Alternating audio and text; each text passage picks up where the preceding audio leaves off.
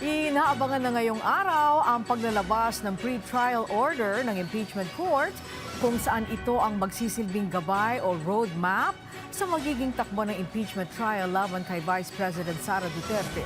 Si Bernard Ferrer sa Sentro ng Balita, live.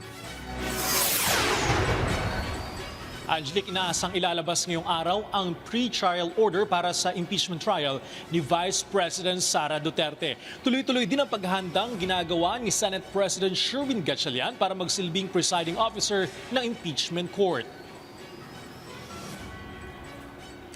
Isang linggo bagong formal ang pagsisimula ng impeachment trial ni Vice President Sara Duterte, inaasang ilalabas ngayong Lunes ang pre-trial order ng impeachment court. Tinatawag ding roadmap ng paglilinis o paglilitis ang pre-trial order dahil dito ilalatag ang mga alituntunin at takbo ng impeachment trial. Pagkatapos ito, bibigyan ng prosecution panel at defense panel ng 3 araw para maghain ng kanilang mga komento. Samantala, kinumpirma ni Senate President Sherwin Gatchalian na siya magsisilbing presiding officer ng impeachment court. Ayon kay Gatchalian, bahagi ng kanyang paghanda ang masusing pag-aaral sa mga articles of impeachment, mga patakaran ng impeachment court, mga nagdaang impeachment trial at pagkonsulta sa mga legal expert. Ang impeachment court ang magpapasya naman kung bubuksan ang sealed BIR box.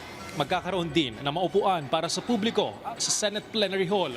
Sa kabuang 370 upuan, hahati ng mga ito sa prosecution, defense at publiko. Nakatakdang isagawa ang impeachment trial tuwing Lunes hanggang Miyerkules alas 2 ng hapon. Pagkatapos ng State of the Nation address sa July 27, lilipat ang pagdinig sa Martes hanggang Huwebes sa parehong oras.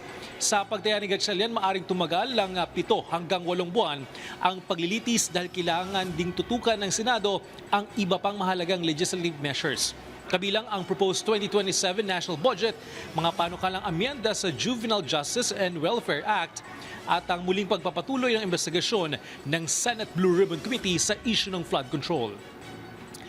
Angelique, inanunsya man ni Senate President Sherwin Gatchalian na papayagan na ang pagpasok ng mga bisita dito sa Senado alinsunod sa VMS ng Office of the Senate Sergeant at Arms. Angelique. Alright, maraming salamat, Bernard Ferrer.